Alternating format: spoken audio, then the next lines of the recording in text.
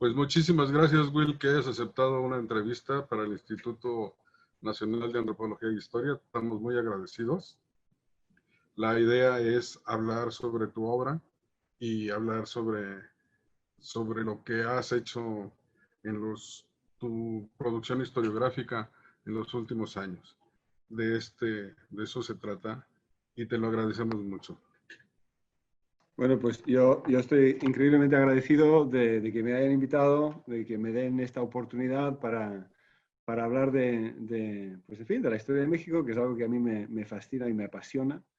Y pues encantado de poder estar conversando aquí contigo.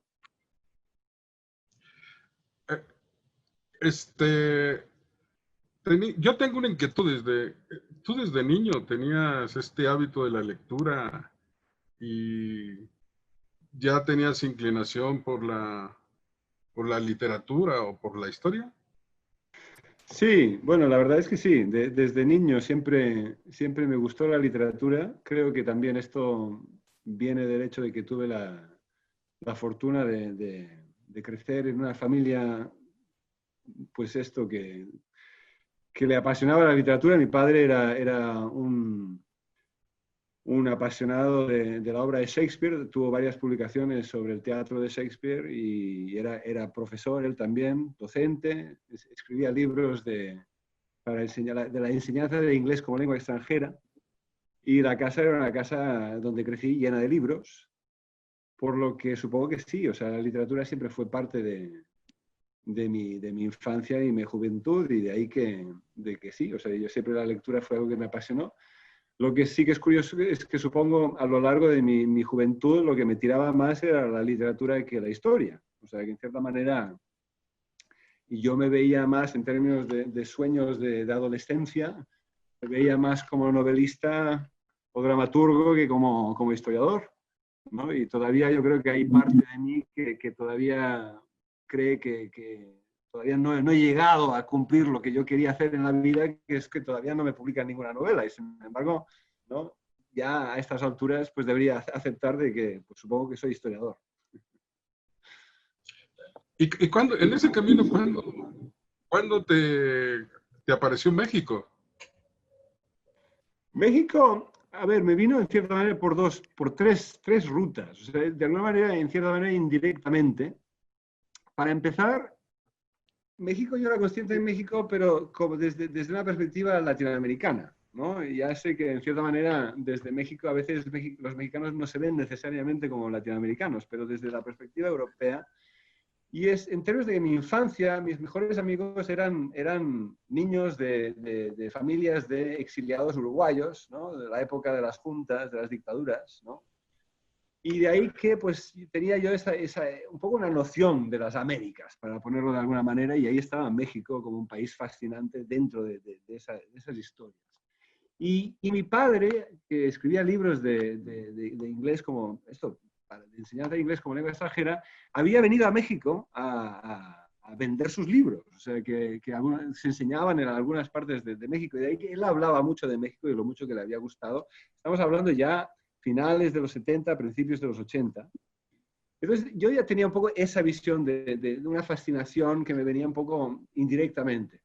Ya después, cuando ya estaba terminando la licenciatura y tenía la inquietud o la necesidad de continuar en el mundo, en el ámbito académico, y quería hacer un doctorado, ahí ya México se me presentó como el país obvio, en el sentido de que para mí el profesor que a mí más me había inspirado en Bristol, que es la Universidad de Bristol, donde yo había hecho mis estudios, era Michael Costello. Y Michael Costello era obviamente un gran experto de la historia de México. A través de él, el tema ya me había entusiasmado. Y también el hecho de que la que sería mi esposa había pasado tiempo en Perú, y también me decía que si iba a hacer un doctorado tenía que ser sobre un tema latinoamericano, volviendo a esa visión europea, ¿no? Y entonces, pues si era México, fantástico, pero que no hiciera nada sobre España, porque ya a España íbamos a menudo, porque yo, claro, había nacido en España, me había formado ahí, y queríamos hacer algo más excitante, ¿no? Y de ahí que, pues por ahí fue, ¿no? Así empezó. Pero curiosamente, este año, de hecho, el 7 de octubre precisamente, hará exactamente 30 años que yo vine a México por primera vez. Hombre, bienvenido. Y ahí es donde, claro, me enamoré del país. O sea, fue el primer año del programa de doctorado, lo hice allá en Bristol, y ya el segundo año fue cosa de venir a México para trabajar en los archivos. Y en aquella época que no teníamos correos electrónicos, el fax apenas se inventaba, las llamadas de teléfono costaban un riñón, pues entonces Michael Costello y las cartas se tardaban al menos tres meses en cruzar el Atlántico. A mí Michael Costello me dijo, mira, tú te vas a México un año les encargo a la doctora Josefina Vázquez y después fue Ann Staples que se ocupen de ti mientras estés allá. Y entonces, pues estuve un año viviendo en la colonia San Rafael, en la calle Gabino Barreda, justo ahí con Antonio Caso, cerca de Sullivan. Y ahí estuve un año, pero con el Colegio de México, como dijéramos, mi casa académica, con Josefina Vázquez de directora inicialmente y después Ann Staples. Y ahí me enamoré del país y ya a partir de ahí ya de ahí viene mi pasión por la historia de México y comida. En tus trabajos recientes, casi te podríamos decir como que te has convertido en el historiador de los hoyos negros de la historiografía mexicana. En tu más reciente trabajo has hecho patente esta idea de los grandes ausentes en nuestra historiografía. ¿Tú cómo interpretas esta ausencia o son grandes temas que nunca se han tocado o que se han tocado muy superficialmente y que ahora en verdad con tus trabajos has venido a llamar la atención y a crear las bases como para poder hacer una historiografía profunda sobre este tipo de temas, como la Guerra de los 3 Años, ¿no? De 1857 a 1861. Curiosamente, en cierta manera, lo de los hoyos negros, en cierta manera, no fue que yo los buscara, ¿no? O sea, que inicialmente mi tesis doctoral fue sobre José María Tornel, un general mexicano de las primeras décadas nacionales que fue el ministro de guerra de Santa Anna. Y el tema, de hecho, no lo escogí, sino que Costello me lo impuso, en cierta manera. Me dijo, mira, hay un personaje interesante, nadie ha escrito una biografía sobre él. En aquella época todavía Carmen Vázquez de Mantecón todavía no había escrito su libro La palabra del poder sobre él, o sea que nadie lo había trabajado. Y fue así como empecé a ver, a través de Tornel, el caso de que pues, Tornel, siendo el ministro de guerra de Santa Anna y siendo un hombre brillante como era, pues me abrió un poco la noción de que, bueno, si un personaje como Tornel, inteligente, brillante, liberal, generoso en sus ideas políticas, apoyaba a alguien como Santana, pues entonces no tenía sentido que Santana fuera el monstruo que nos pintaba, ¿no? Debía haber algo más. Y un poco fue así como empecé, pues a través de Tornel, a cuestionar un poco esta leyenda negra de Santana, y ya metido, pues vas viendo que sí, hay toda una serie de lagunas historiográficas que surgen, en cierta manera, de una visión liberal de la historia que hemos heredado de la generación de la Reforma, o sea, la generación triunfante de la Reforma, ¿no? O sea, estamos hablando de México a través de los siglos, de todos esos historiadores que empezaron a formular ya en base al triunfo y la restauración liberal ya después del Segundo Imperio de Maximiliano y ya con el Porfiriato, pues una visión de buenos y malos que después ya con la Revolución Mexicana pues adquiere una genealogía donde vamos desde los grandes insurgentes a los liberales de la Reforma, a llegar entonces a los grandes revolucionarios, algunos más moderados que otros que entran dentro ¿no? de esa visión, de esa genealogía, y llegando ya al PRI, ¿no?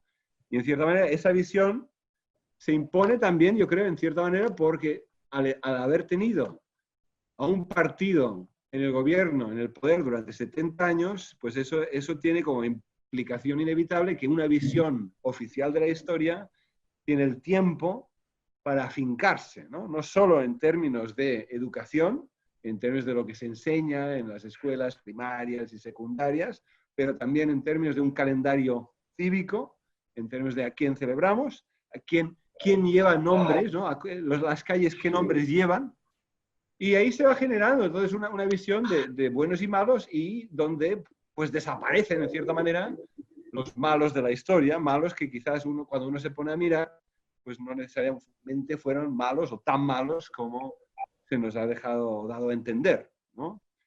Y es una visión que curiosamente parece que vuelve a estar de moda, ¿no? O sea que mientras que hemos tenido una etapa de revisionismo, y a mí me gustaría, supongo que señalar que el revisionismo al que yo pertenezco no es un revisionismo que surge de una derecha que busca rescatar a una nueva visión oficial que de alguna manera exalte o resalte los héroes conservadores. No se trata de eso, se trata de un revisionismo que busca entender el pasado de una manera objetiva, si es que no se puede conseguir algo parecido a la objetividad. Ahora bien, parece que... Y quizá, Dime. no, quizá tener una visión más complicada, ¿no? Menos lineal, menos, como dices, de buenos y malos, más apegada a la documentación histórica, a hacer una historia más profesional, ¿no? Exacto. Ahí ese es el revisionismo, ¿no? Sí. O sea, no es que no se tome posición política, por supuesto que la posición política está, pero el asunto es el brindar una historia mucho más profesional que hasta ahora que no hemos tenido.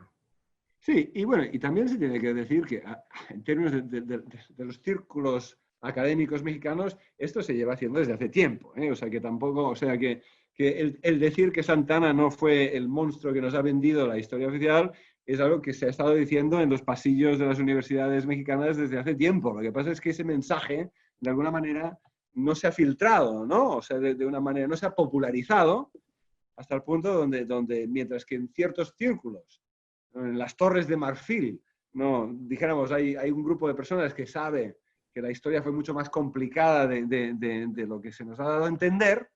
Sin embargo, no se ha filtrado todavía como debiera, ¿no? Y no ayuda, supongo, que el gobierno actual de alguna manera vuelva a los tópicos de que si los liberales son los buenos y los conservadores son los malos, y volvemos a lo de siempre, ¿no? Pero parece que estamos volviendo, ¿no? Por todo lo que ha pasado y las declaraciones últimas, la visión de la historia ahora se da en las mañaneras. Ahora se acomodan los acontecimientos, cualquiera hechos, al discurso político, y el discurso político es el que va a permear y no las investigaciones académicas, ¿no? Sí, sí. Sin embargo, también me gustaría pensar de que, en cierta manera, el interés que ha habido por parte de, por ejemplo, una editorial como Planeta, de publicar tanto una traducción de mi Santana como de hecho, el encargarme que escribiera el libro de la Guerra de 3 Años, a mí me da la impresión a veces de que sí que hay editoriales que sí que están interesadas en otra visión de la historia a nivel más popular, dijéramos, ¿no? Sobre tu libro de 3 años, es curioso cómo pasas de el desacuerdo político, los odios enconados, el derramamiento de sangre, hasta llegar al horror. Fueron años muy complicados, muy difíciles. ¿Y cómo podemos explicar entonces que a pesar de tener esa importancia, esos años, no existan libros que nos hayan contado estos hechos tan complicados y tan difíciles de nuestra historia? Bueno, para mí, y esto lo digo creo que en el principio del libro, fue extraordinario darme cuenta de que verdaderamente se había escrito tan poco sobre esta guerra, cuando uno se pone a comparar la cantidad de libros que se han escrito sobre, por ejemplo, la Guerra Civil de Estados Unidos, ¿no? La de 1861-65, o la Guerra Civil Española de 1936 a 39, o las guerras civiles, guerra civil que hubo aquí en Inglaterra y Escocia e Irlanda, ¿no? Que acabó con Carlos I siendo decapitado a mediados del siglo XVII, también ha generado choporrecientas obras, ¿no? Y que en México esta guerra ya ha quedado de alguna manera relegada a preludio, ¿no? Es el preludio de la intervención francesa, ¿no? Es el preludio del Segundo Imperio de Maximiliano, y ahí queda, ¿no? O sea, que verdaderamente me impactó muchísimo de que la última vez que alguien hubiera escrito un libro dedicado exclusivamente a la guerra. Sí que han habido libros sobre la Reforma, ¿no? La época de Reforma donde se toca la guerra, pero un libro que fuera exclusivamente sobre la guerra, pues nos remontamos a un librito de Trueba, de Alfonso Trueba, de la década de los 50.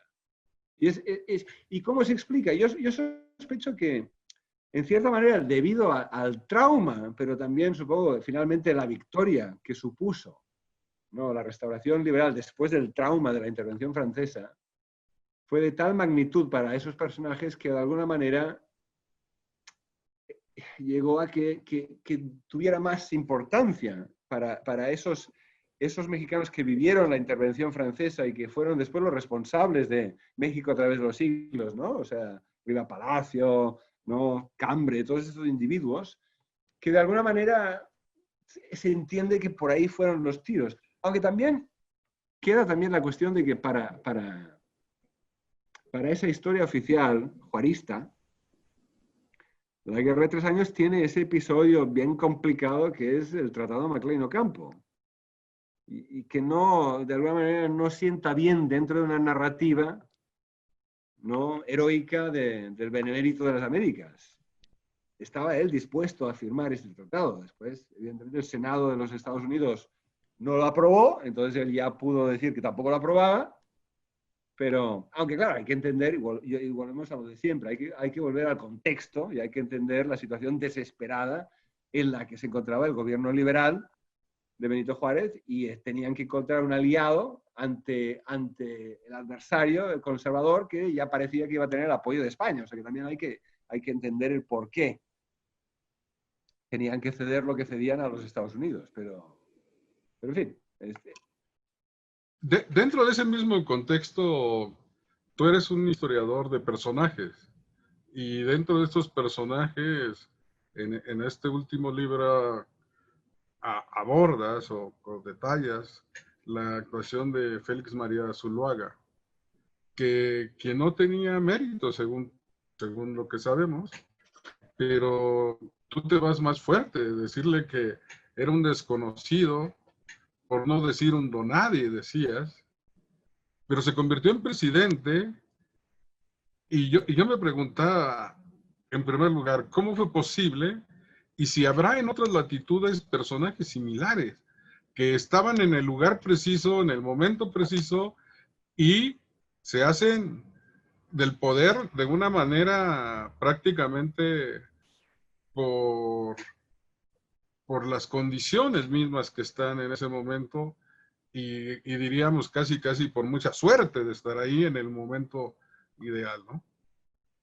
Sí, en cierta, quizá, bueno, sí que es un don nadie en ese momento dado comparado con si vamos a comparar con los generales que normalmente ascendieron al poder en algún momento u otro durante esas primeras décadas nacionales, la mayoría se les conocía por algo, ¿no? Se les conocía por victorias militares, por haber sido gobernadores de estado, que habían tenido ya un papel, digamos, relativamente prominente dentro del mundo político mexicano de aquella época, al menos los que estaban ahí, que quedaban ahí por un tiempo relativamente largo, siendo relativo de esto, ¿no?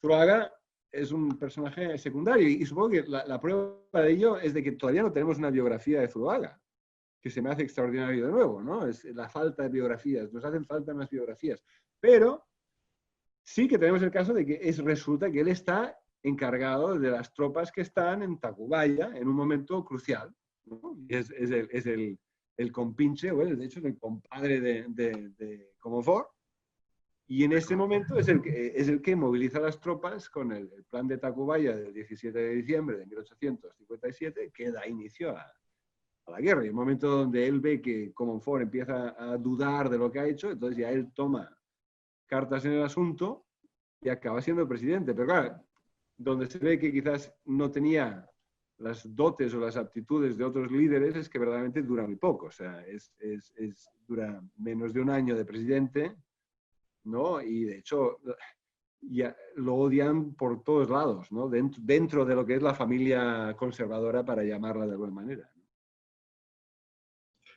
Uno de los temas más importantes de este más reciente trabajo tuyo es la violencia.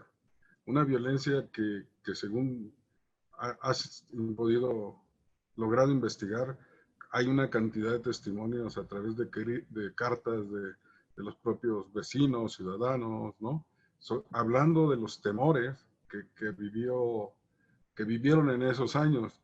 Y yo me ponía a pensar que eso es, en esas mismas zonas, en esos mismos espacios, habían vivido una violencia por varios tiempos con la guerra de independencia, con los primeros años, y aún actualmente.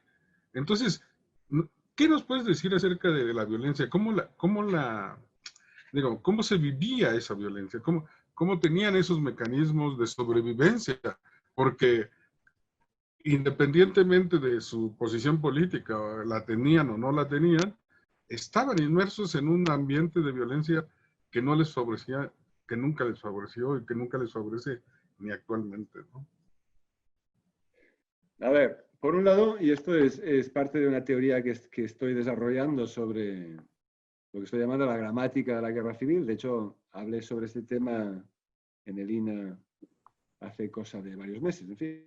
Y una cosa que se me hace obvia en términos de lo que he estado estudiando a nivel de guerras civiles en general, no solo la guerra de 3 años, es de que normalmente las guerras civiles surgen en un contexto donde ya la violencia es algo generalizado, donde ya la violencia se ha convertido en parte de la vida cotidiana, por lo que no sorprende inicialmente el hecho de que se recurra a las armas o la violencia para resolver los problemas políticos que están por resolverse, ¿no? O sea que sería raro que en un país donde no hay violencia, donde los asuntos políticos se resuelven de forma pacífica a través de negociación, elecciones, lo que fuera, sería raro que de repente estallara una guerra civil, aun y cuando hubieran pues, otros factores como que elecciones fraudulentas o un golpe autoritario por parte del gobierno, no desembocarían necesariamente en una guerra civil,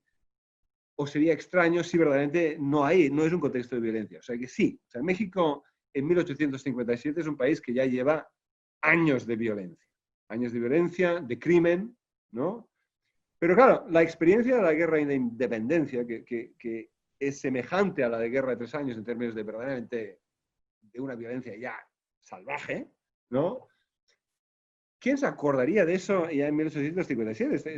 Es generacional, o sea, la generación joven en 1857 no ha vivido la guerra de independencia.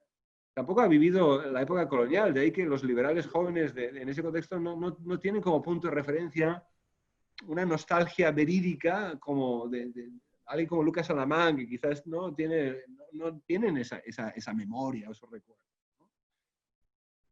Pero lo que sí que vemos es que sí, hay un contexto violento, pero que la violencia se acentúa o empeora durante el bienio de Comonfort antes de la guerra. Y ahí vamos viendo que se van creando ciclos de violencia, ¿no? Y de represalias, a la vez de que, por un lado, tenemos reformas liberales que están llevando a que ciertas personas en ciertas poblaciones entren en las iglesias y estén atacando a los curas, y del mismo forma tengamos una situación donde militares conservadores están empezando a sublevarse, como son pues, Mejía o Miramón, ¿no? O Soyo, que ocupan Puebla, ¿no? Durante 3 meses a principios de 1856 y después hacia el final de 1856, y se está empezando a generalizar la violencia. Pero una vez que estalla la guerra de 3 años, y esto es algo que sucede en las guerras civiles en forma general, es que se crea un contexto donde la violencia se dispara y se vuelve ya, de alguna manera, una violencia generalizada y total y cruel, que va más allá de cualquier idea de que la gente haya podido tener de lo que es la violencia hasta ese momento. Me explico. En el sentido de que una vez que estalla la guerra civil, por un lado tenemos las batallas campales que tienen lugar en términos de los ejércitos de un bando y otro. Pero se genera una situación donde la violencia se vuelve no solo normal, sino que además se vuelve en un arma que la población puede utilizar legítimamente para resolver sus propias disputas personales, familiares o locales, que a veces no tienen nada que ver con los grandes temas, ¿no? Las grandes visiones políticas. A lo que uno descubre, mirando los documentos que trabajé en todos esos archivos de los estados del interior de la República, el ver un caso tras otro donde, por ejemplo, pues no sé, unos peones de una hacienda deciden atacar al hacendado y deciden hacerlo a nombre del Partido Conservador o del Liberal, pero simplemente porque eso significa que pueden matar al hacendado y es legítimo, no los van a procesar. Y entonces ahí se crea ese contexto. Y una vez que entramos en eso, pues ya también entramos en una dinámica de represalias donde una población ataca a otra población o miembros de una población dentro de una población atacan a miembros dentro de esa población. Y como no liquidan completamente a los adversarios, los otros cuando tienen la oportunidad se vengan y se crea un contexto donde eso, y esto lo vemos en todas las guerras civiles. O sea que finalmente la guerra, una vez que estallan, es muy difícil ya, de alguna manera, crear paz o encontrar o implementar procesos de paz, porque los odios que se han generado y el dolor que se ha generado, ¿no? Es muy difícil ya decir, bueno, esta gente ha matado a mis padres, a mis hijos, a mi esposa, ¿no? Y ahora vamos a perdonarlos y vamos a sentarnos en una mesa y vamos a llegar a unos acuerdos de paz, ¿no? Sí, me imagino ¿cómo se llama? Que encontraste una buena cantidad de conflictos, como bien lo dices, desde al nivel individual, al nivel de vecino, al nivel de conflictos de tierras, o aprovechar la guerra para poder reclamar, hacer reclamos ancestrales o de intereses o de alguna afrenta. Dentro de eso, de esta violencia, lo que creo que ya en algún momento ya habíamos platicado es acerca, que me llama mucho la atención, que es acerca de que las guerras normalmente se hacen con armas, y esas armas, como México no es un productor o un industrial de armas, tienen que venir de otro lado. Entonces, durante estos años, habrá mercados de armas, tanto formales o informales, abasteciendo a los distintos grupos para que sigan en la guerra. Entonces, ahí sí hay una intervención extranjera, vía de distintos, yo me imagino que de distintos lugares, atizando el fuego en esta guerra de 3 años, ¿no? Sí, y obviamente parecidos con la actualidad, uno de los países que vende muchas armas a México son los Estados Unidos, ¿no? Y de hecho ahí encontré yo toda una serie de documentos precisamente en Jalisco, en el Archivo Histórico del Estado de Jalisco, toda una serie de documentos donde uno puede ver lo complicado que es, ¿no? La manera que buscan negociar, la manera que buscan uno de conseguir el dinero para pagar las armas, para que vengan desde Estados Unidos por diferentes rutas, asegurarse de que lleguen en buena condición, ¿no? De que no les vendan algo que no es, ¿no? Son unas movidas complicadísimas, ¿no?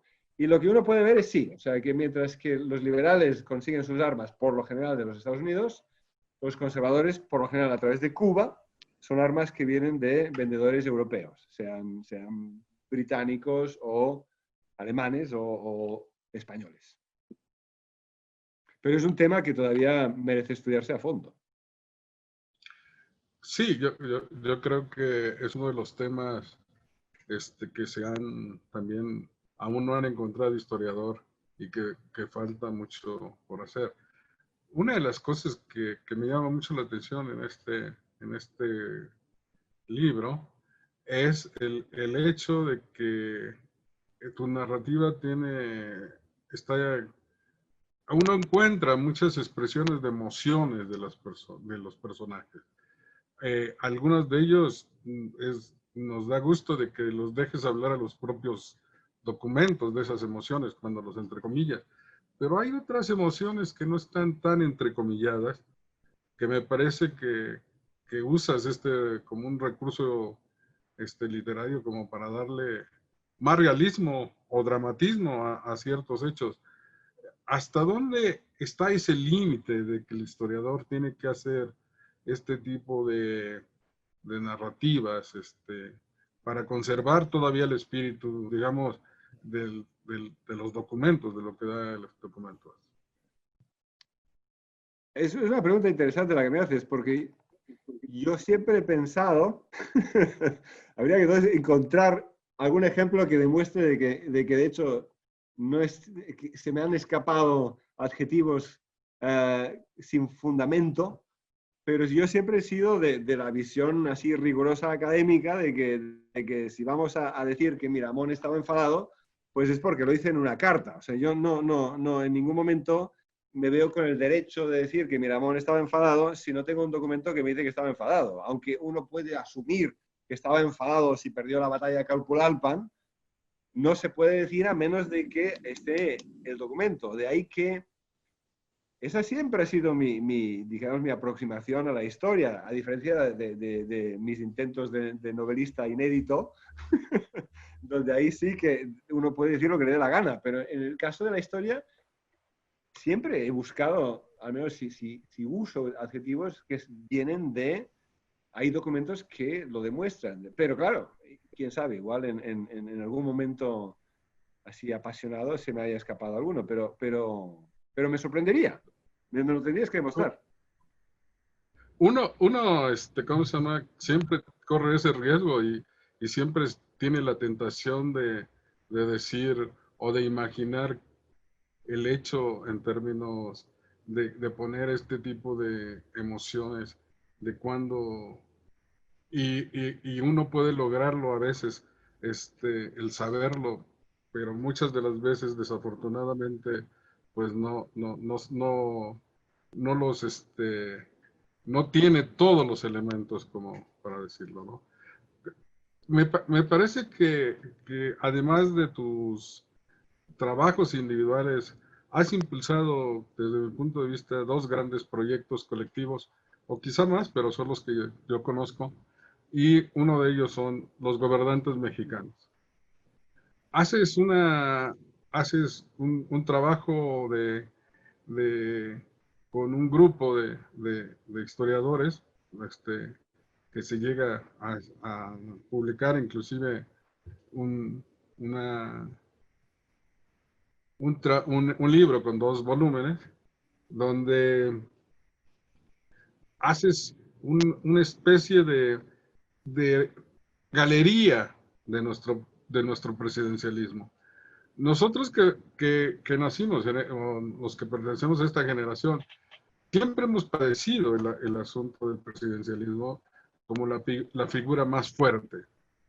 A ti también te traía algo así, el de hacer este largo recorrido desde Guadalupe Victoria hasta Carlos Salinas de Gortari, el de tener esta galería como de los hombres más fuertes, o los líderes políticos más fuertes a lo largo de nuestra historia. Ese proyecto en cierta manera empezó un poco, curiosamente a mí me preocupaba en aquella época el autoritarismo. O sea, de hecho, el primer libro que yo coordiné era un libro sobre autoritarismo en América Latina, vinculado a la idea del presidencialismo, y en aquel momento yo ya empezaba a trabajar o a investigar a Santana a fondo. Entonces, de alguna manera, y esto es un poco como, siempre que he armado proyectos, ha sido un poco de alguna manera para que yo vea un poco cómo otros colegas y otros académicos están trabajando temas parecidos al que estoy trabajando yo, sea en otro país, en la misma época, o sea, por ejemplo, no, el caso mientras yo trabajaba Santana, pues, ¿qué dirían los grandes expertos de los demás presidentes de México? O sea, ¿cómo abordarían ese tema mientras yo investigaba Santana? Tuve un proyecto sobre ideólogos e ideologías en América Latina justo cuando yo estaba escribiendo el libro sobre México en la época de las propuestas, que no está en español, ¿no? Que ahí estaba trabajando ideologías en México en las primeras décadas nacionales y quería ver un poco cómo trabajaban otros colegas las ideologías en América Latina. ¿No? Y un poco empezó así, no necesariamente yo buscando meterme con el concepto de presidencialismo, solo que nos topamos inevitablemente con él, ¿no? Y es un fenómeno curioso, ¿no? Porque por un lado, y me parece que, claro, es que hace tanto tiempo que escribí esa introducción a esos volúmenes, pero recuerdo que a mí lo que me impactaba, y me parece que lo digo en esa introducción, es que hay esa contradicción, ¿no? De, por un lado, queremos un gobierno representativo con un congreso, y eso es, las constituciones de México tratan de eso, ¿no? De maniatar al presidente, asegurarnos de que son los representantes los que de alguna manera determinan cuáles deben ser las leyes del país, y sin embargo nos enfadamos en el momento que el presidente acata esas leyes y se le ve como un presidente débil, ¿no? Y el momento que entonces el presidente es un presidente fuerte, enseguida lo llamamos dictador. O sea, que nunca vamos a estar felices. Y claro, queremos de alguna manera lo imposible. Queremos un presidente fuerte, pero con un Congreso fuerte, ¿no? Queremos una democracia fuerte, pero con un hombre fuerte liderando, ¿no? O ahora quizás podríamos decir una mujer fuerte liderando. Nos falta eso todavía en México. Pero en fin, Claro. Y claro, es complicado. Y también tenemos un sistema mexicano, el sistema ya a partir de la Constitución de 1917 y la manera en que el PRI estuvo en el poder durante todo ese tiempo, es curioso, ¿no? De que por un lado es un sistema presidencialista, por un lado, y sin embargo ningún presidente dura más de 6 años. O sea que no tenemos en México un equivalente de Pinochet o un equivalente de Stroessner, ¿no? O sea, los dictadores que tenemos en el resto de América Latina durante los 70, los 60, ¿no? O Trujillo en la República Dominicana. No. O sea, sí, podemos decir que Cárdenas es un presidente fuerte o que Calles es un presidente fuerte, ¿no? Pero van y vienen, o sea que, sin embargo, entonces es curioso, ¿no? O sea, esto cambiaría el momento donde volvamos a tener reelección. Van y vienen del puesto, pero no de la clase política. O sea, siguen actuando, siguen trabajando, siguen haciendo. O sea, creo que no es tan, no solo se cubre su periodo como presidente, sino van más allá. Algunos de ellos, ¿no? Algunos de ellos. Algunos otros no han tenido esa suerte. Pero, por ejemplo... Hay algo que me... Ajá, sí, dime. No, solo decir que en Gran Bretaña, ¿no? Donde tenemos supuestamente un sistema parlamentario y lo demás, y sin embargo, claro, aquí existe la reelección. Tuvimos a Margaret Thatcher durante choporrecientos años y a Tony Blair durante choporrecientos años. Si esto fuera en el caso mexicano, ya estaríamos hablando de presidencialismo y demás, y curiosamente no se habla de ello de esa manera. Claro. Pero hay algo en tus trabajos que yo creo que es una línea que a mí me parece sumamente importante, es la relación entre la política y la sociedad. ¿Hasta dónde la sociedad se interesa en la política o hasta dónde la sociedad se acerca a la política? Inclusive en esta introducción de los gobernantes, a veces dices que se elige casi más que por posición política, por ideología, por, por clase o por lo que sea, se elige por sentimiento, ¿no? Se elige por una relación completamente, digamos, más subjetiva, menos acercada, menos cerca de lo político y más, no votamos por si nos conviene el programa, el partido político o la finalización ideológica. Es el personaje en sí mismo. y la manera en cómo se va construyendo esos personajes, ¿no? Sí, totalmente, ¿no? Y es curioso como, por un lado, todavía, y no solo en México, todavía predomina esa visión donde buscamos y pensamos en el líder, ¿no? El personaje carismático, sin necesariamente pensar en qué viene detrás de ese personaje, ¿no? ¿A qué partido estamos votando? ¿A qué programa estamos votando? ¿No?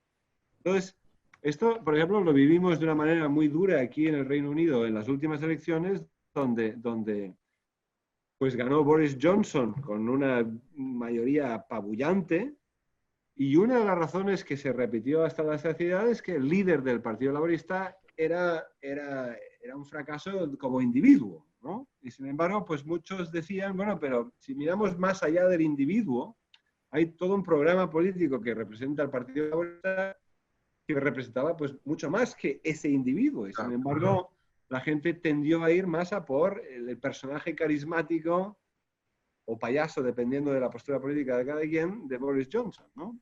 Y esto también lo vemos, supongo que lo vemos en el caso mexicano, pero también lo vemos a nivel de que también yo creo que la gente vota a veces por pues esto, porque es la afinidad emocional de la familia. Si uno crece en una casa que siempre ha sido del PRI, ¿no? A veces pues es difícil votar en contra del PRI, ¿no? O sea, ya sé que todo esto ha cambiado en años recientes, pero año tras año, ¿no? Pues si pensamos en el siglo XX, ¿no? Y No, esto lo estoy de vemos. acuerdo. No, estoy de acuerdo contigo. O sea, hay una tradición familiar y hay una tradición social y hay una tradición que es posible que te llevara a votar así, aunque, y a pesar de que en ciertas familias podía haber ideologías completamente distintas, desde el comunismo hasta los conservadores o lo que fuera, ¿no? O sea, pero sí había algo que prevalecía. En ese sentido también, que ya has hecho mención, es que casi siempre ponemos en una balanza a los presidentes, en este caso, y le rendimos culto exagerado a algunos y aborrecibles a otros. Y entonces en ese es casi lo que bien decías hace un rato, esta visión de la historiografía liberal y de los y más que de la liberación de la historiografía liberal es de los triunfadores. Entonces volvemos a lo mismo.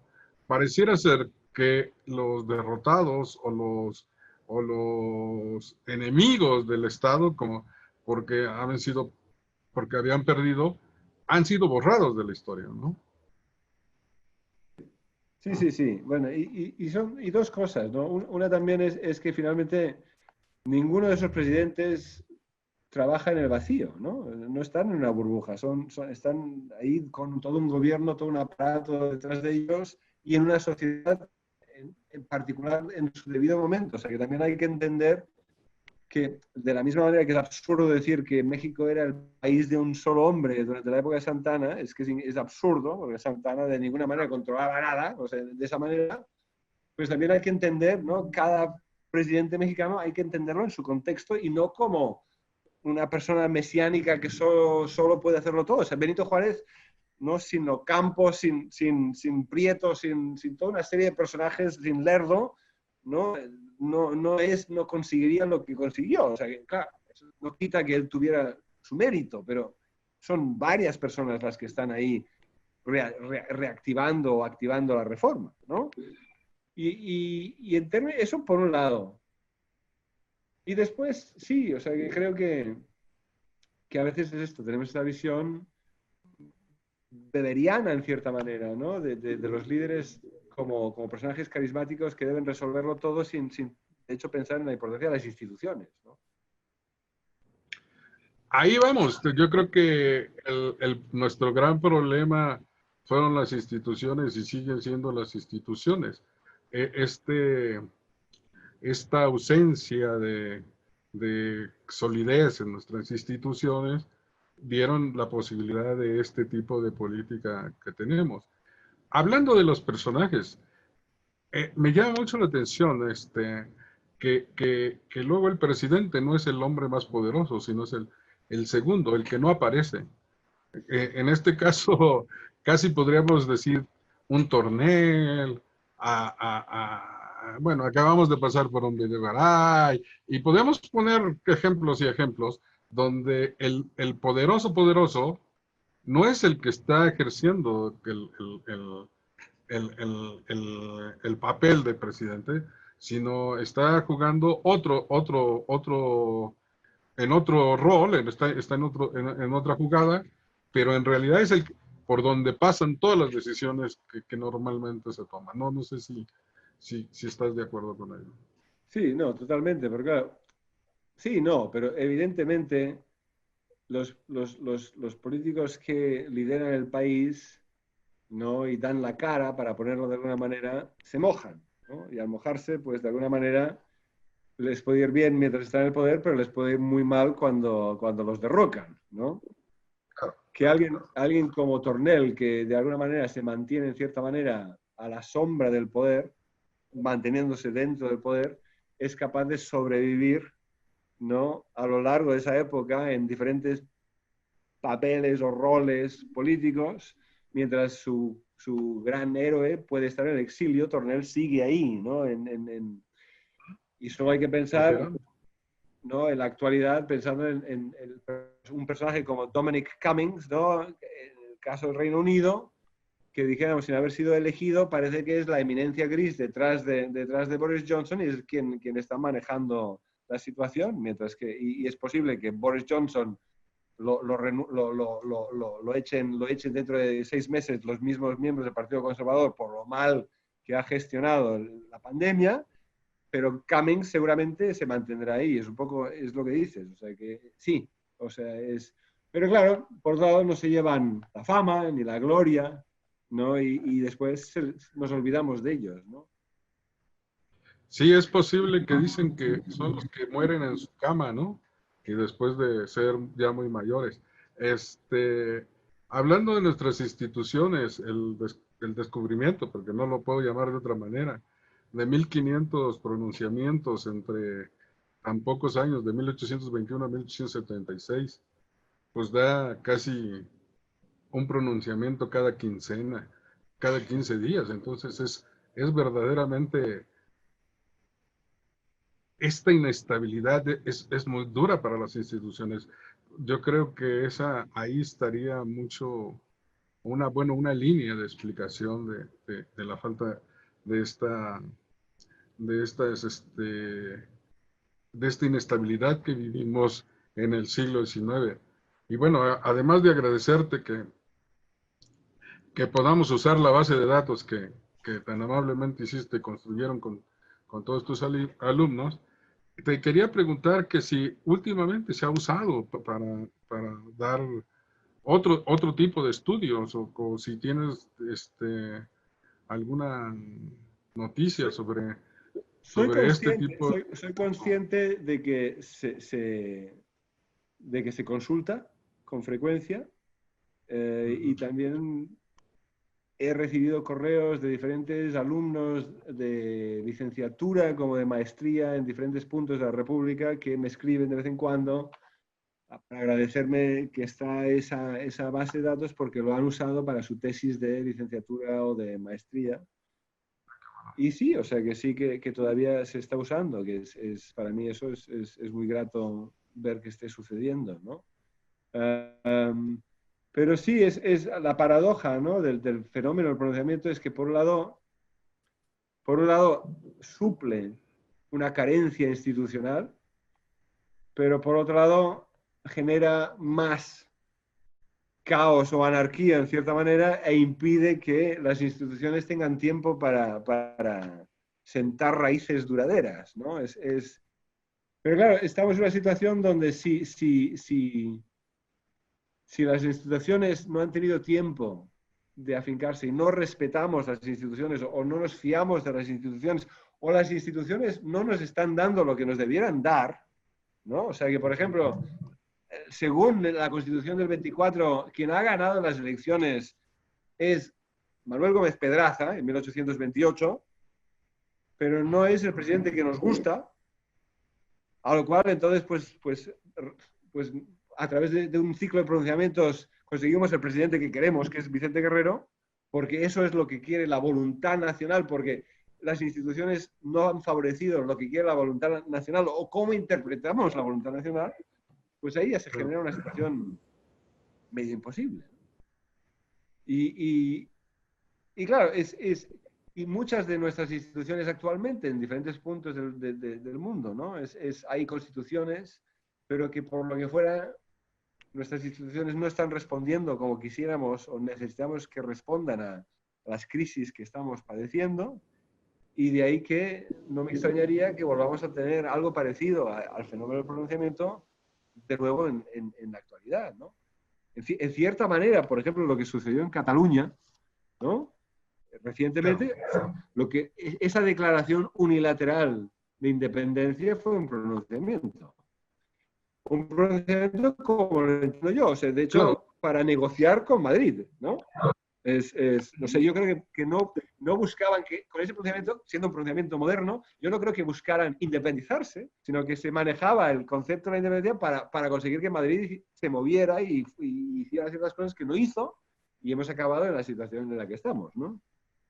Pero... Sí, me parece también muy importante el estudio, tu estudio sobre pronunciamiento, porque tanto por la inestabilidad política que nos muestra, como por como otro aspecto que sería el del ejército, aunque en los pronunciamientos, como bien lo señalas, son también con participación de la sociedad civil, pero el ejército como ausente de una historiografía y como ausente de que no tenemos un estudio como en otras latitudes, de una de las instituciones más importantes del Estado, que es el ejército. Entonces, mientras no tengamos una historia del ejército institucional y con todo la evolución misma que tuvo durante el siglo XIX, poco entenderemos todavía el siglo XIX. Faltaría mucho por hacer en ese sentido. Sí, bueno, tenemos la suerte de que en los últimos 20 años sí que hemos, por ejemplo, empezado a tener muchos trabajos sobre la Iglesia, que nos hacían falta también, ¿no? Pero Brian Connaughton, ¿no? Y otros historiadores, ¿no? Han trabajado, Pablo Mijangos, han trabajado en la Iglesia en diferentes momentos del siglo XIX. Pero el ejército, mientras que, por ejemplo, la doctora Josefina Vázquez precisamente tiene artículos muy importantes sobre el ejército, ¿no? Claro. Pero hay un libro americano de Palo Jr. sobre el ejército permanente durante las primeras décadas nacionales, pero es un libro que fracasa en cierta manera porque es una historia militar que no entiende necesariamente el lado político del ejército mexicano. Entonces, sí que es un libro que sirve para entender las armas que manejaban los militares mexicanos en esas primeras décadas nacionales, pero no nos ayuda a entender el intervencionismo político. Tengo entendido que nuestro buen amigo Juan Ortiz Escamilla está escribiendo precisamente en estos momentos una historia del ejército. Bueno, entonces, bueno, y creo que necesitamos al trabajo de Juan Escamilla, pero también necesitaremos otros más para que vengan a enriquecer esta parte. Por el asunto de lo que estamos tratando, de tratar de plantear este acercamiento de la sociedad con la política, entonces tú considerarías que en lugar del voto o sustitución del voto estaba el pronunciamiento, tanto como mecanismo de negociación como mecanismo de satisfacer ciertas demandas que de otra manera no se podían satisfacer, ¿no? Sí, y también hay que entender que el pronunciamiento pasa por una evolución, ¿no? O sea, pero evidente, sí que yo lo que vi, lo que es la década de los 1830, el pronunciamiento ahí se convierte en una forma una extensión de las elecciones, en cierta manera, o una alternativa de las elecciones, pero que tiene su dinámica, de alguna manera, una dinámica representativa electoral, en el sentido de que, por ejemplo, llegará la noticia de un pronunciamiento de un punto de la República, llegará la noticia a tal pueblo o tal ciudad y se reúnen, ¿no? El ayuntamiento de las casas consistoriales y ahí tienen, y a veces se hace mención de que acude el pueblo en masa, ¿no? Un poco como la primavera árabe, ¿no? Y se reúnen todos ahí para hablar qué van a hacer. Y hay una gran discusión y hay diferentes opiniones y hay algunas actas, algunos pronunciamientos donde queda. Por desgracia, muchas de las actas simplemente dicen se discutió y esto es lo que hemos acordado. No todas las actas te dan una descripción de cómo se llegó. Pero en muchos casos, donde sí que tenemos esos documentos, sí que vemos que hay verdaderamente unas discusiones así, ¿no? Fuertes, donde la gente expresa sus opiniones y se llega a veces a una visión unánime y a veces no. Es la mayoría la que decide que apoyará, se adhiere a ese procedimiento o no se adhiere. Y lo están haciendo porque finalmente las instituciones que existen no les están funcionando. También este asunto nos lleva a otro, digamos, contribuye a quitar o a derrumbar la idea de anarquismo en el siglo XIX por el asunto de lo que estamos conversando en el sentido de esta regionalización. Es decir, cada región tiene su autonomía y tiene sus procesos y tiene sus diferencias y se une, en el único momento se une cuando sus intereses pueden compartir algo común. Mientras, mientras no pasa eso, sigue cada quien en su lógica, en su dinámica, en su ritmo, de una manera muy distinta.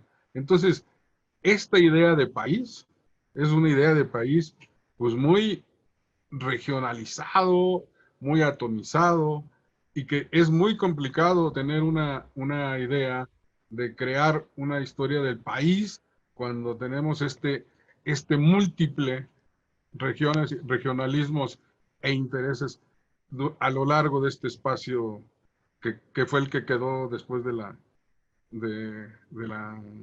pues de la guerra con los Estados Unidos y del cederle más del medio territorio a los Estados Unidos, ¿no?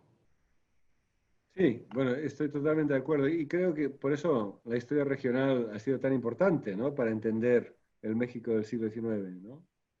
Y que curiosamente, ¿no? Es una paradoja que en cierta manera, o sea, Raymond Bube hablaba de que México era un archipiélago de sociedades locales, me parece que es así como lo pone, ¿no? Entonces, por lo tanto, no es un país, sino que son, estas como son constelaciones de sociedades que de alguna manera están vinculadas. Pero curiosamente, aún siendo ese el caso, México sobrevive, ¿no? O sea, como país. Es cierto que tras la guerra contra los Estados Unidos pierde la mitad del territorio, aunque es el territorio menos poblado, ¿no? O sea que... pero no se pierde ese territorio por secesionismo de las diferentes regiones, no es como Gran Colombia, ¿no? Que Gran Colombia Sí. fracasa como concepto, o sea, acaba siendo pues Venezuela, Ecuador y Venezuela y Colombia, ¿no? O la Confederación Boliviana-Peruana, tampoco. O si pensamos en la Federación del Río de la Plata, pues finalmente, pues tampoco, ¿no? O sea que, sin embargo, el caso mexicano, México sobrevive.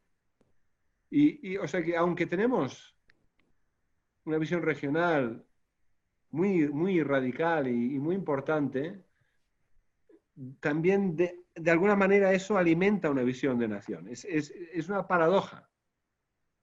Y yo creo que eso también explica, no sé, yo a veces pongo el ejemplo con mis estudiantes aquí para hacerles entender visiones de cómo visiones de identidad nacional o identidad regional son fluidas, ¿no? Son fluidas.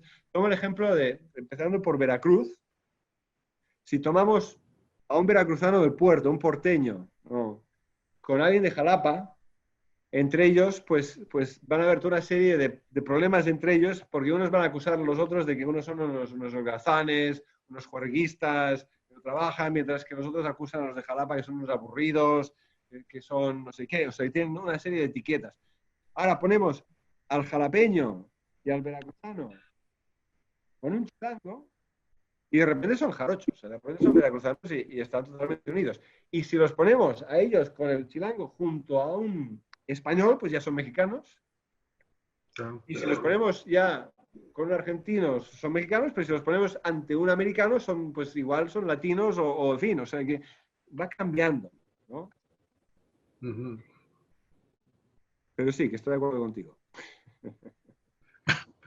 Otro de los temas que has tratado y que últimamente hiciste casi un llamado en un artículo a los historiadores más jóvenes es el que atendamos más a la biografía. La biografía es como que es un género de historia que no se ha cultivado mucho en México o que se ha descuidado mucho y que se tiene que atender. Este, pues, pero este sí es como una especie de línea que se ha hecho por la historiografía inglesa, ¿no? Brian Hammer con su Juárez, o Paul Garner con su Díaz, tú con Santana y con Tornel. ¿Qué crees que podría faltar? Bueno, faltan muchos personajes, pero ¿qué crees que podría faltar que alguien que nos está haciendo falta así prioritariamente? Yo creo que cualquier biografía es fundamental y la manera que lo he arguido en dos trabajos, ¿no? En uno de ellos lo describo como nos ofrece las ventanas al pasado, ¿no? De alguna manera nos abre ventanas. Yo creo que la biografía, el peligro de la biografía es, y lo estábamos hablando hace un momento cuando hablábamos del el peligro de ser literario a la hora de escribir un libro donde salen las emociones, ¿no? Y el peligro de las biografías es que a veces digamos, la frontera entre la literatura y la historia a veces pues es fácil de traspasarla sin, con los problemas que eso conlleva, ¿no? Pero una biografía política, ¿no? O incluso una biografía simplemente tanto de los famosos como de los no famosos, si están los documentos, nos permite entender la época, empezando por una visión, supongo que micro de la historia, pero que incluye aspectos muy importantes, desde las emociones hasta la historia cotidiana, hasta lo que es sociedad y economía, y lo que era vivir el día a día en ese contexto. Y en términos nos ayuda a entender las decisiones de los individuos y de ahí se pueden sacar, ¿no? conclusiones representativas, ¿no? O sea, si por ejemplo un liberal moderado de la mitad del siglo XIX en un momento dado está apoyando a Santana y tenemos una biografía donde nos deja de entender por qué ese personaje ha tomado esa decisión, pues eso igual nos ayudará a entender precisamente cómo y el por qué varios políticos en ese momento hicieron lo que hicieron. Y de repente lo que se nos parece, lo que desde superficialmente pareciera una contradicción política, entendemos de repente por qué sucedió, ¿no? Sobre una biografía, por ejemplo, nos puede ayudar a entender el caso de Santana, ¿no?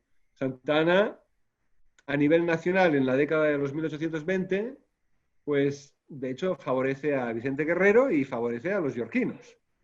Pero a nivel local, los que están encargados y los que llevan el movimiento, las logias yorquinas en Veracruz, son la familia de los Rincones, y él, Santana, los odia a muerte, ¿no? Los hermanos Rincón y Santana se odian a muerte. Entonces, en el contexto de Veracruz, Santana no es yorquino, pero a nivel nacional lo es. Pero esto no lo podríamos entender si no adentráramos en su contexto, digamos, personal. Entonces, Sí, para contestar a tu pregunta, pues ya, o sea, hay numerosos personajes políticos del siglo XIX, numerosos personajes que todavía están por estar biografiados. Empezando por, acabamos de mencionarlo, ¿no? Zuloaga, pero Mariano Paredes y Arriaga, que fue presidente también. Mariano Arista, que también fue presidente. Es que tenemos presidentes de México que no han sido biografiados. y es necesario que tengamos esta visión. Es necesario y urge que tengamos esta visión, pero si no tenemos la visión de los hombres, pues mucho menos tenemos, ahora esperemos de que las mujeres empiecen a ser biografiadas, ¿no? Porque tú mismo lo has mencionado o lo han mencionado distintos historiadores, esta ausencia donde las mujeres están permanente, digamos, las hemos mantenido al margen de esta historia casi nacional, ¿no? Sí, y verdaderamente hace falta estudiar y rescatar el estudio de las mujeres en el siglo XIX mexicano. Claro, han salido biografías sobre Leona Vicario, ¿no? Recientemente hemos tenido libros que han salido sobre ella. Sobre Méndez. Claro, los problemas que a veces nos topamos el problema es de que no hemos encontrado los documentos que nos ayuden, ¿no? A ver ahí el silencio de las fuentes, ¿no? Como lo han dicho varios historiadores.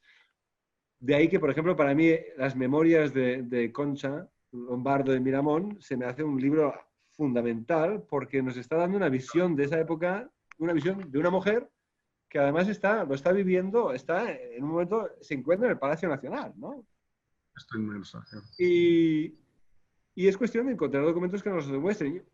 Por ejemplo, yo encontré documentos ahora para el libro de la Guerra de 3 Años que me demostraron que había mujeres luchando en la Guerra de 3 Años, pero mujeres no solo luchando en términos pero que forman parte de las fuerzas militares y tienen rango, ¿no? Que si son sargento, o sea, que las mujeres están luchando y sin embargo, de nuevo, tenemos la visión de las soldaderas de la Revolución Mexicana, pero ya las tenemos entonces, ¿no? Y es cuestión tengo un trabajo sobre las esposas de Santana que salió en The Feminist Review, donde, de nuevo, puesto a mirar de cerca la historia de Inés y de Dolores Tosta, lo que uno se da cuenta es que, de hecho, las dos mujeres pues no lo tuvieron tan mal y supieron arreglárselas de alguna manera, usar a Santana para que ellas pudieran hacer lo que quisieran, ¿no? O sea, de hecho, tenemos a Inés, en cierta manera, encargada de las haciendas, supongo que muy feliz de que Santana se fuera continuamente, y Dolores Tosta también, disfrutando de las riquezas que consiguió, mientras que Santana se fue al exilio y lo que fuera. A veces lo acompaña, a veces, pero que son mujeres relativamente independientes, ¿no? Mm. Y sí, las Has, tenemos que estudiar.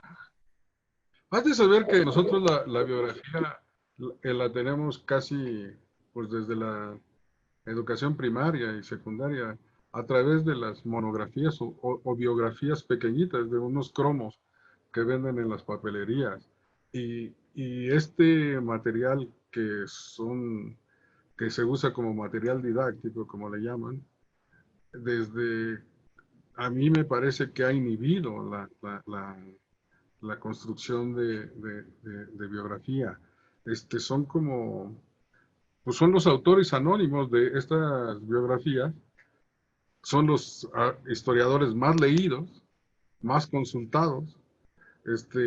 Anualmente estos editoriales venden miles o a lo mejor hasta millones de biografías porque para conmemorar el día tal o la fecha tal, todos los niños van a comprar la biografía y y se crea todo un ambiente de quedarse con los 4 datos que vienen en ellas y inhibir el acercarse a los libros o el nivel de tener una biografía más académica, por decirlo de alguna manera. No sé si pase eso también en otras latitudes, por ejemplo, en Escocia. Bueno, de eso se trata, ¿no? O sea, yo lo que estoy pidiendo es de que tengamos más biografías, pero claro, biografías académicas, o sea, biografías basadas en las fuentes, bien documentadas. No estoy pidiendo de que escribamos o que tengamos más biografías populares que ya existen, ¿no? Eso no implica que no popularicemos después las biografías académicas, pero que al menos empecemos por intentar entender estos individuos y ver qué hicieron en el pasado, entendiendo su contexto para entender mejor el contexto en el que se movieron. ¿Has notado en los últimos años un cambio significativo en la producción historiográfica en México? Yo creo que sí, en términos de que cada vez hay más trabajos sobre el siglo XIX. O sea, el siglo XIX, si comparas el siglo XIX español con el siglo XIX mexicano, ¿no? El siglo XIX mexicano ahora sí podemos hablar de que es un siglo bien trabajado. Todavía tenemos todas esas lagunas, todavía, pero en fin, solo hay que pensar en cómo estaba el estudio de ese siglo XIX en los años 70 y la verdad es que es extraordinario, ¿no? La cantidad de trabajos que tenemos ahora sobre el siglo XIX, ¿no? Y cada vez más. O sea, y eso es desde historias regionales, a historia económica, historia social, historia cotidiana, historia política, ¿no? O sea que verdaderamente falta mucho por hacer, pero se hablaba, yo recuerdo que, en fin, Josefina Vázquez tenía una reseña que precisamente hablaba de los años olvidados, ¿no? Y salía esto en los años 80 en un artículo. Yo creo que ya no son tan olvidados. La verdad es que al menos puestos a comparar, como digo, el siglo XIX español, o sea, verdaderamente eso y es casi todo un, bueno, estoy exagerando, pero falta aún más por hacer en España que en México. ¿Cuáles serían los desafíos de la historia y de los historiadores ahora en la nueva era COVID? Bueno, obviamente están los problemas obvios como el poder trabajar en los archivos, ¿no? Y hasta que eso no se pueda hacer de una manera, pues, en fin, de una manera, va a ser complicado. Y no sé, o sea, finalmente, a menos de que los archivos tuvieran los fondos para empezar a digitalizarlo todo y ponerlo en las redes, es complicado, es complicado. Y de hecho, muchos de los archivos en los que yo trabajé para el libro de la Guerra de 3 años eran cajas, cajas y cajas, pero no necesariamente catalogadas. O sea, que la caja está catalogada, pero los documentos no. Claro. Y hay cajas y cajas y cajas, ¿no? En Querétaro, en Guanajuato. Y pues hace falta, pero claro. Pero esto es tiempo y es dinero. Pero desafortunadamente en los últimos tiempos me he encontrado que los historiadores recurren más casi a la Wikipedia que a los archivos, ¿eh? Entonces, ha habido como una especie de relajamiento de las propias fuentes. Yo estoy de acuerdo contigo en términos y eso lo has dejado patentizado en todos tus trabajos, este acercamiento a las fuentes y un tipo de acercamiento cada vez con mayor profesionalismo y con mayor responsabilidad y ética. Cosa que yo lo veo como que se ha relajado en varias investigaciones.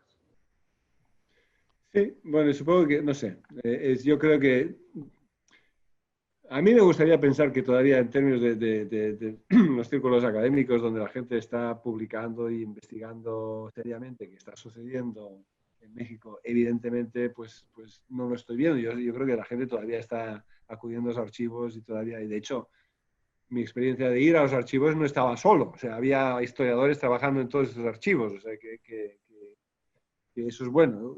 El susto hubiera sido encontrarme que yo era el único que estaba ahí y que no. Yo he visto muchas tesis, ¿no?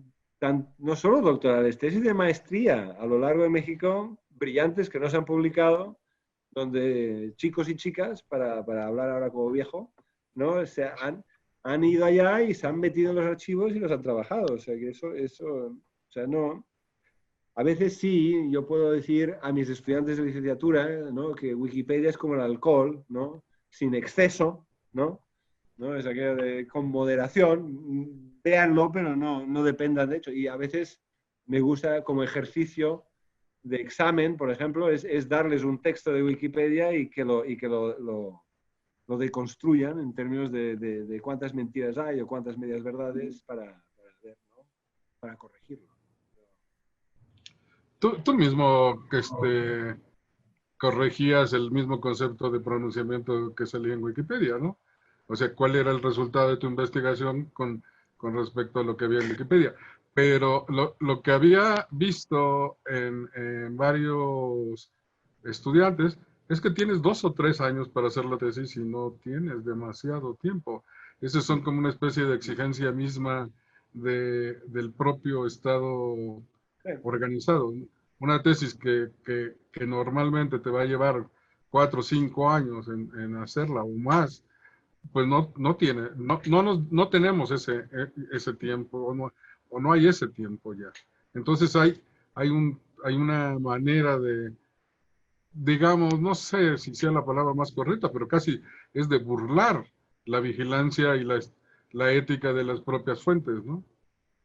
Sí, pero supongo, pero me gustaría pensar que todavía la buena investigación perdura.